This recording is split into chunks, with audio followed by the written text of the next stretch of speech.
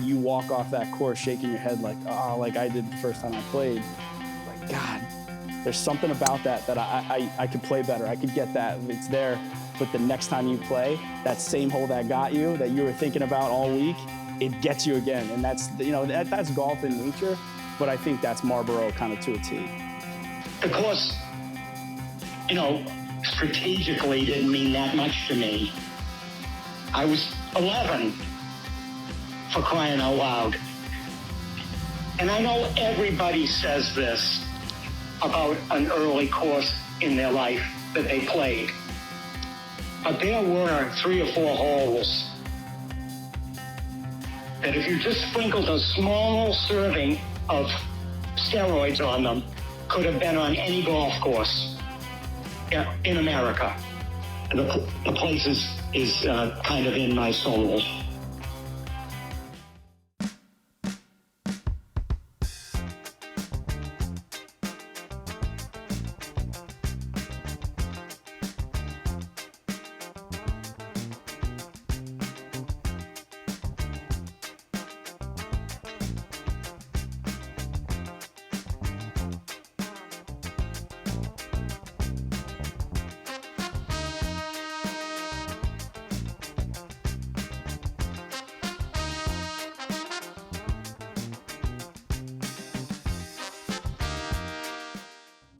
If you go back to the beginning, there were 2 owners before him, before St. Mark's, I mean.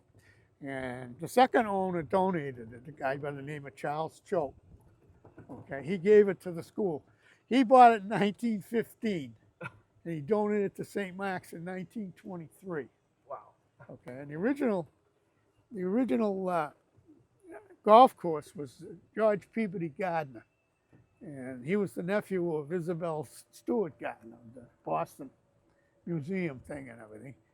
And he used to have a big house on the west end of town. He bought, see the house straight ahead? Yep. In the barn? Yep. That's where he had a potato farm here at the time. And the potato farmer lived in that house, and the barn was there. So he goes over to Scotland and England, and he falls in love with golf.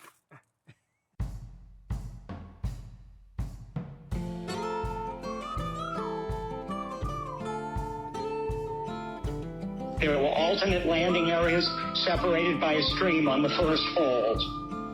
You could either not take on the carry, but then you'd be left with a not positive angle into the green, or you put it across the stream and the green aligned exactly with where you were. And I don't know if I recognize that, and there were 3 or 4 other really cool holes, and I've made it a point to try to play the courses I played. I drove through from Framingham to play when I was a kid, and see if I still like them or like them more now than I used to. And 7 or 8 years ago, late one afternoon, I found myself driving to St. Mark's, and I tee off, and on the tee I'm going, holy shit, is this strategy or what? On the first hole.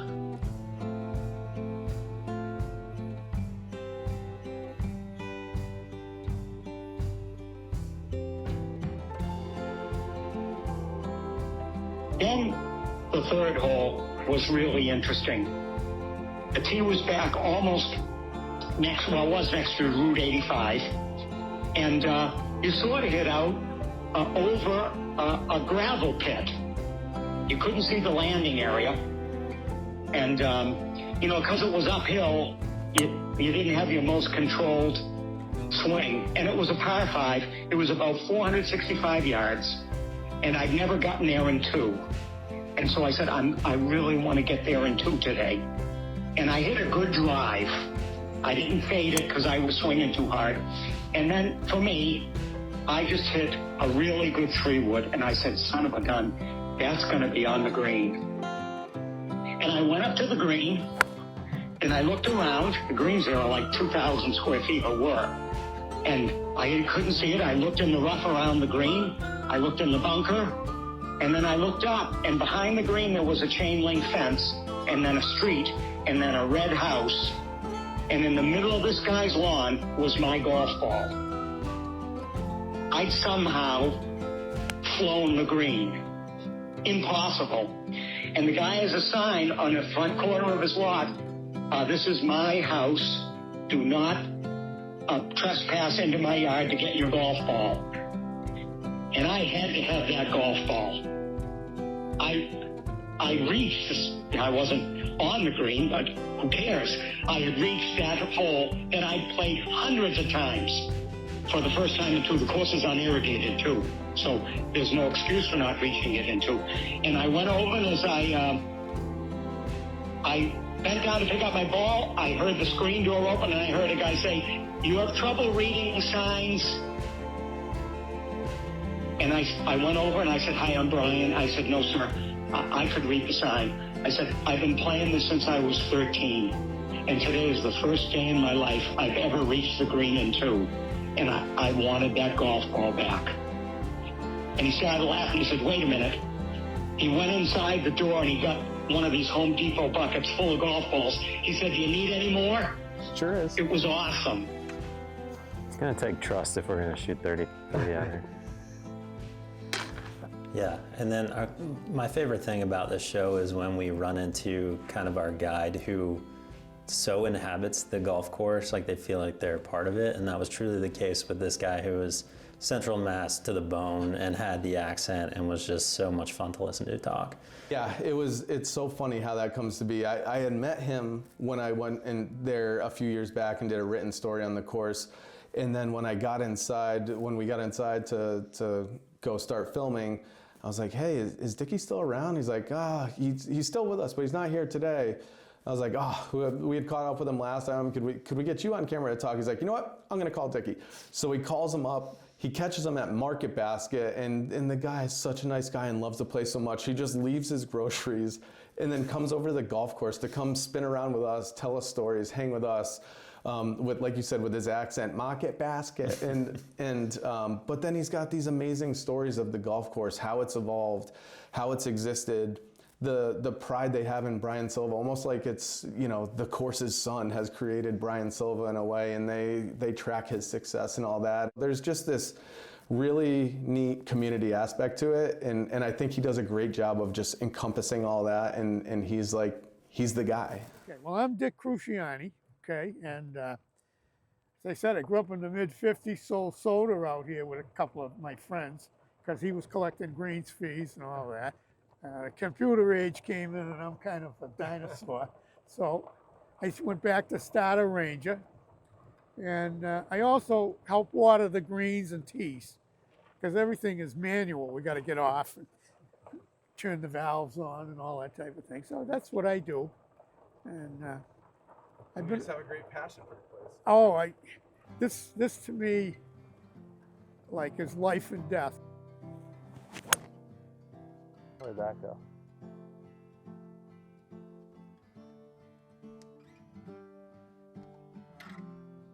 We're gonna try and really sling this around.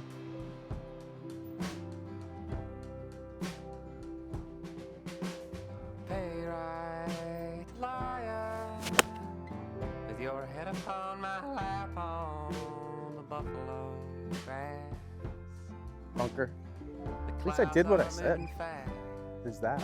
Sip it, tell me what you see.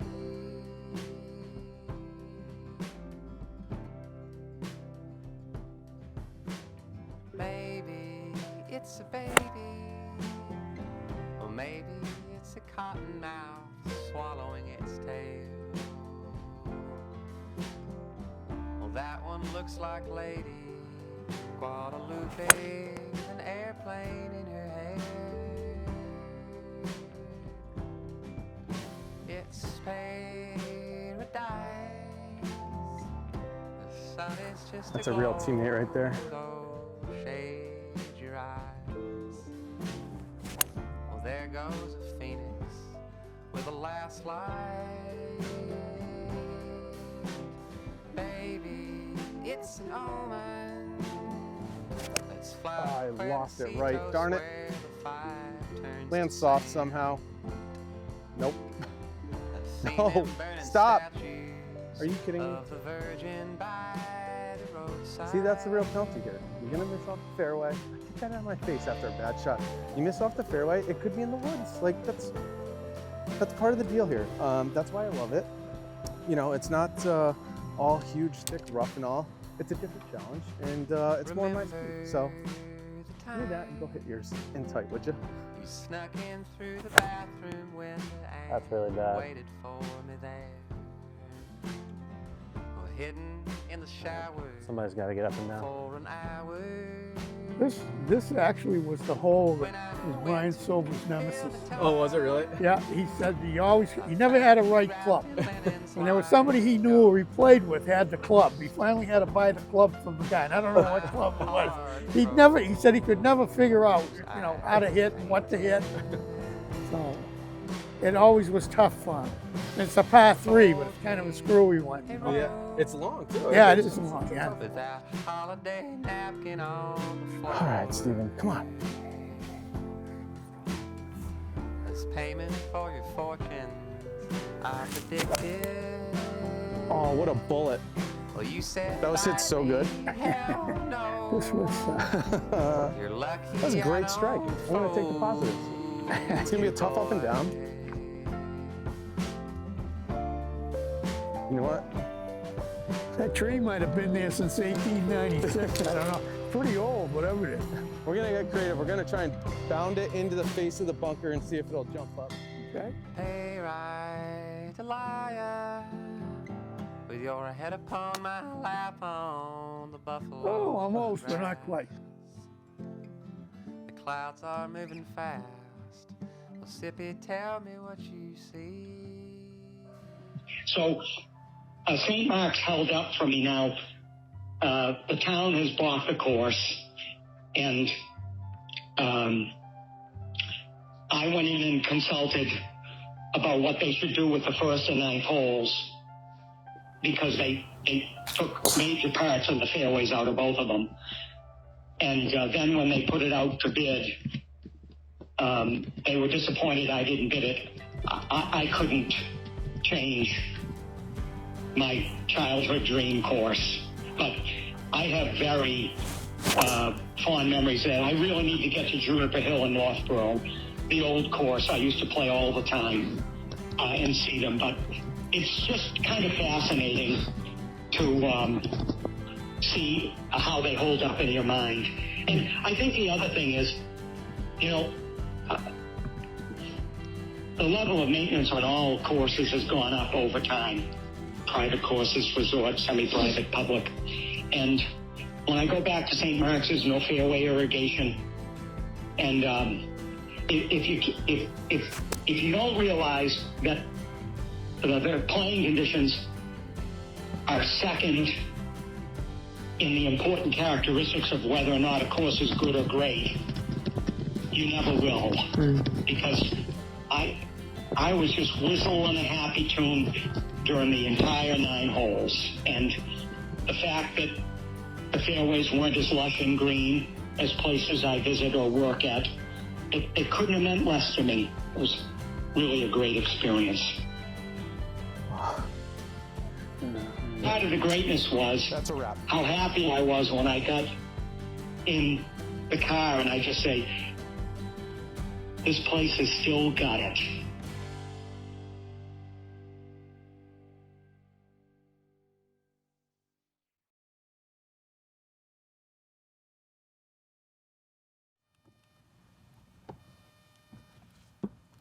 I almost wore long johns and I talked myself out of it. Oh, that's what I was going to ask. Oh, there, great. Rich, what's our format? I think we should just play match. All right. I don't think the course record's in play. I'm taking more than one stroke today, though. We'll enter it into the phone. Let's make it official. All right. Yeah. I think yesterday we probably raised both of our handicaps. Yeah, significantly for me. All right, let's roll.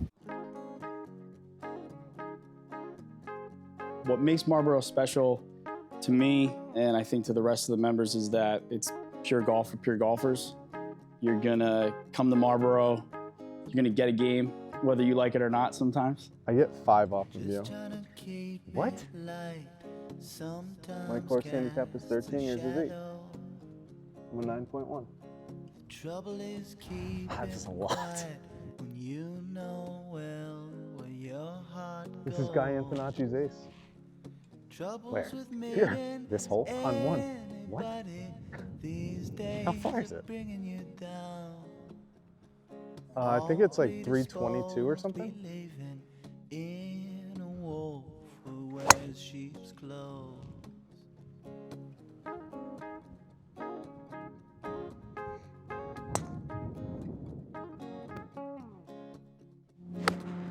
Awesome.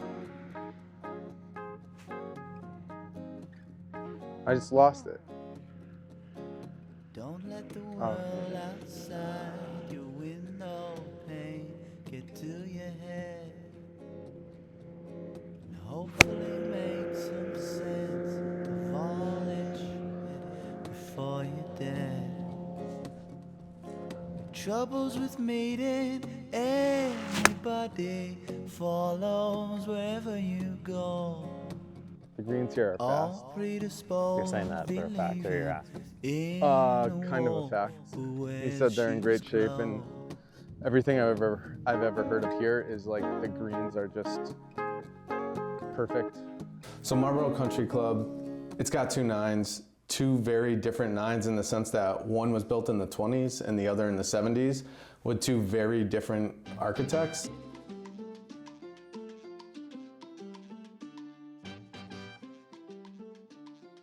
You know, as you play the golf course, there are 2 very different nines. And I think a lot of that has to do with the topography of just the land itself. You know, the front 9 is a little more up and down, where the back 9 is a little more, you know, vistaed into some plateaus. It's a really interesting routing in that the land is quite different. In the first 5 holes, you're playing kind of back and forth across this hillside, down and up, a lot of variety in shots. And then for the second half of the front 9, you just play around the perimeter of that. And I can't think of another instance of playing a golf course like that. No, it's a great point, and I didn't realize it until you brought it to my attention, really, when we were talking about this course. But it is pretty unique in that you kind of go up the gut and then around the outside. But the thing that you pointed out earlier that really stood out to me is the use of the elevation change. You know, as I was thinking back to the round, I was kind of not blown away, but I was really surprised with how much they lean into the land. The first hole, you go down and straight back up. The next 2 are a little straighter, but then on 4, down and back straight up. The 5th hole, a long par 3 down the hill. The next few have a little less, and then the 9th, you're going back down and up. So it's really leaning into the variety that the land gave them.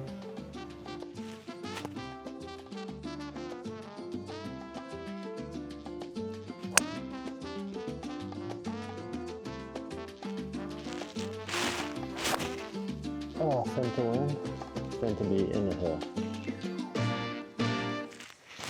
So that second half of the front 9, when you're playing along the property line, let's dive into that a little bit, because there's a cool stretch of 7 and 8 where you get this neat par 3 right along the road, followed by your favorite hole on the course, maybe number 8.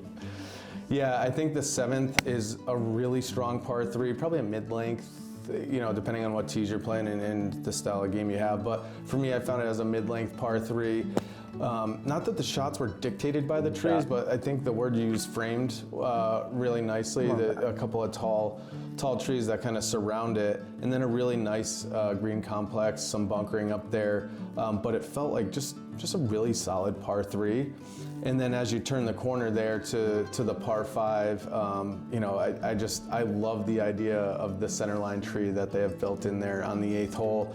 A par 5, a little bit of a dog leg, I think, to the right. Not a huge turn there, but for an average player like myself, the tree, certainly something to contend with, something to have your eye on. I think we were both able to get it over it, no problem. But I love this story of Cornish put that tree in, and when he built that 9 holes, part of the stipulation was that there should always be a centerline tree there. So I think in talking to the staff there, they were saying at one point they lost that tree, and if they wanted to continue using the name Cornish as part of their design, they had to go and put a new tree in that place. So, you know, some people might roll their eyes at the idea of a centerline tree on a par 5, especially with how close it is to the tee box. But I think it's there's a charm to it, and I think it defines the hole in a lot of ways.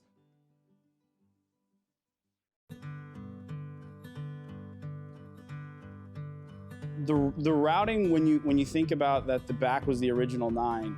I love the back. You know, when you come through the first hole, you come through the middle and you loop back around, and as you kind of come up the hill and the back opens up to you, to me, it's the vistas you have are unmatched. And I think if you can get through that front 9, you know, with a decent score, I think you're licking your chops, because you know you could potentially, you know, bring a good score home at the end.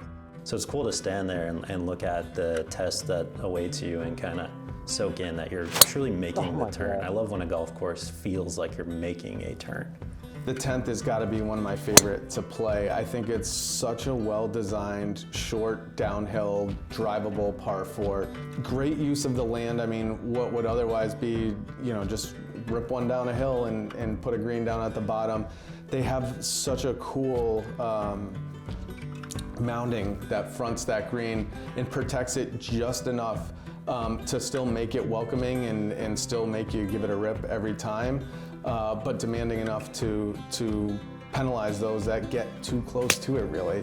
The bunkering that's, I guess, beyond the green, a little more to the left of it, but for a lot of folks that are bailing out to the right, they're basically just a couple of bowls that are gonna catch all the balls that cannot hold the green, because you're gonna, naturally the player's gonna say, all right, drivable one, looks like everything will feed down to the left, we'll play it out to the right for safety, and then you get stuck right along this, either you have a downhill pitch off the hill, or you're stuck with this mound that fronts the green. And for us, I mean, it was just impossible to hold the green, so everything bounced on, ran straight over to the bunkers and in. And it turns it into a really tough hole pretty quickly. You know, you're a few yards off the green, and all of a sudden you have a missed green with your approach from 5 steps away. And that's followed up with a really neat uphill par 5. I really love Wayne Stiles' par 5s. Stiles and Van Cleek have crafted some of the best in the state, in my opinion, and this one is cool. It's wide open. Yeah, I think both 10 and 11 do a really good job of giving you a feeling of freedom, not just handing you a birdie, but giving you a little freedom off the tee, especially coming off a stretch of probably a little more demanding tee shots there on the back half of the front 9. But again, it's going to penalize you if you don't position yourself in the right way. I mean, par 5 naturally is going to be a little more gettable. But I found myself in trouble up the right and forced myself to try and work my way up as far as I could, but I couldn't get myself into a position like you could when you played it well. But the way that elevates up to the hill and the green itself is just fantastic. It's got like that bullish feature on the back. It's one of those where, you know, if you were out there by yourself, you could see yourself just hitting all sorts of pitches or approaches just to see how it feeds down. Really fun shot. Yeah, I think it's one of those par 5s where it's pretty easy to make a 5 if you just plot your way around, but it's not so easy to make a 4 because that green is challenging and you're working uphill, and it can be a little bit blind depending on where you leave yourself. Yeah, and I think the way that they kind of give you a couple, we'll call them gettable holes to start, because right after that, things are going to get a lot harder. I don't care if the sun don't shine. 12, which we call is the shortest par 5 in Massachusetts. So it's that elevated tee box to a par 3 green. I can't tell you how many times you're sitting there just hoping to make 5 sometimes because you just want to get out of the hole and get away. I think we were playing straight into the wind that day. It was howling, it was 40 degrees. In that stream, I'm trying to give a comp to it, and it reminds me a little bit of when we had the amateur at Braeburn. It seems like such a small little stream, but when you're on the tee, and you know that that's the one spot it's gonna miss, it feels like an ocean, that tiny little thing. Yeah, and in our match, I think you went first and hit a really nice shot on the green, and all of a sudden that green looked like it was the head of a pin. It was tiny. Say sour grapes, I don't care.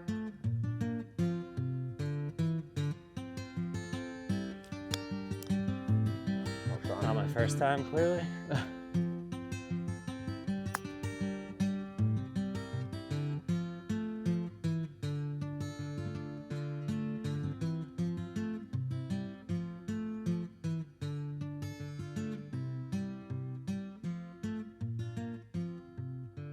The through line at this golf course is the greens. They're very well maintained. They're quick. They don't look like they slope a ton, but they move a lot from back to front. And if you catch yourself on the wrong side of the hole, like, it's going to be a very difficult 2-putt. I can't speak enough about the time of year that we were there, the other greens that we were seeing that time of year, and how good they were. What was it, late October, November? I forget when we went, but it was kind of jaw-dropping on how good they are. Yeah, the course from the back tees is only about 65, or just over 6,500 yards. So the one defense we do have are the greens, and while they're not big, they can certainly be challenging. We like to keep the speeds up. Adam Bennett, our superintendent, just finished his 3rd year. He came from the country club in Brookline after spending 15 years there.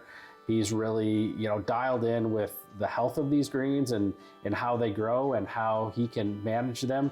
And as you saw in the fall, they were spectacular. They do have a lot of movement, a lot of nuance to them, but they don't have those like big dramatic swales that you're going to see from the tee box.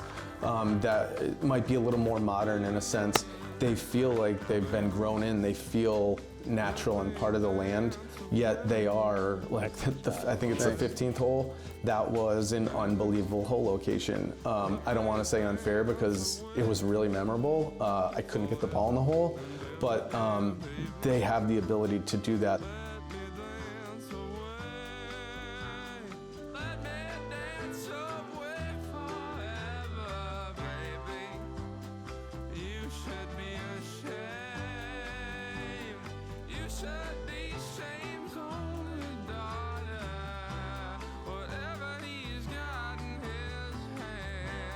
If I had to pick my favorite hole, I would say it's 17, because you've got to hit a really good tee shot to stay in play in the fairway, and then that approach is no bargain, and if you walk away with a par there, you almost feel like you got a birdie.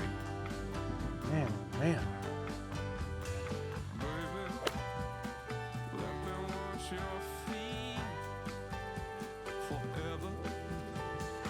I don't know what it hit, but the kick that I just saw on camera was pretty nasty.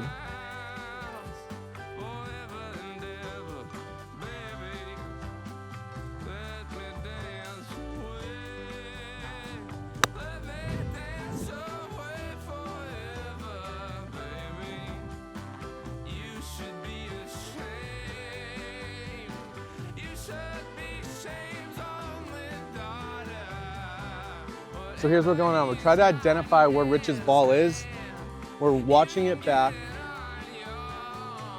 Instant replay.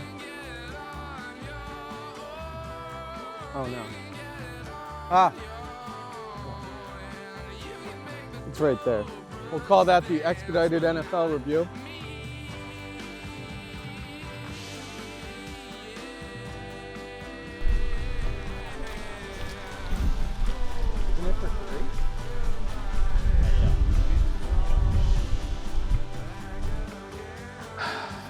There's nothing more embarrassing than when someone's like, oh, you weren't getting a stroke there. All right, I guess I gotta play this one out. It's tough to hear. It's fair, but it stings. It stings.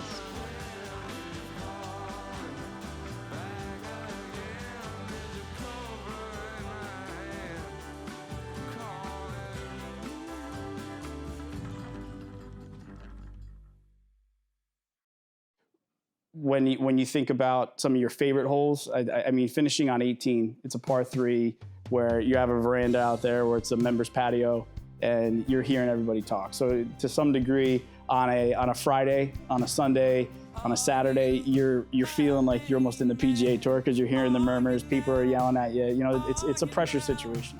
It's a demanding finishing hole too. It's not short. You really have to commit to striping one to the center of that green and not get carried away with any pin locations or anything like that.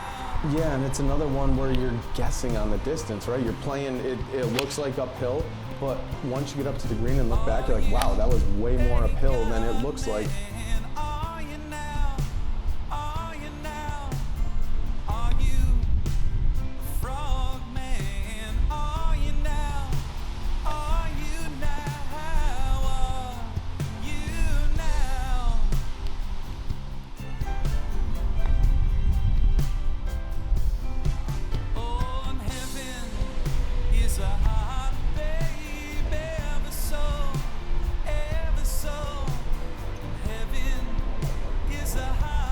Yeah, so coming through for the senior tour when we were one of the original founding 6 was Arnold Palmer, who's a champion here, and won the rocking chair that we'd given him, which is part of our new logo, which we launched last year. Also, you had Sam Snead and the likes of Charlie Sifford as well, and I find it to be a feather in the cap of Marlborough's history that we were one of the founding 6 that were able to support what is now the Champions Tour, and I think that's a great bit of history that Marlborough's proud of. When you consider yourself a golfer, it's more than just a sport you play. It's more than just a hobby. You think, eat, breathe the game 24/7. And then whether you're a scratch golfer or a high handicapper, you're always thinking about golf in some capacity. And when you come to Marlborough, you're gonna find people that think exactly like that. Right here? The one, where is it? Like, why don't you have it? So it's in the Arnold Palmer Museum, so we've written about it. So apparently they want you to give like 10, they're like, yeah, you can have it if you give us like a $10,000 donation. It's like, nah, man, it's our chair, like give it back to us. Yes, I did. Yes, I did. Now I seem to cry aloud. Oh, tell me true. Why don't you? Oh, and are you my main man? Are you now? Are you now? And are you my main man? Are you now? Are you now? Are you now? That was a Kirk one. Hey, no free ads. Are you my main Is that it? Yeah, I was about to change clubs. Like, all right, it's 3 yards away. Are you my main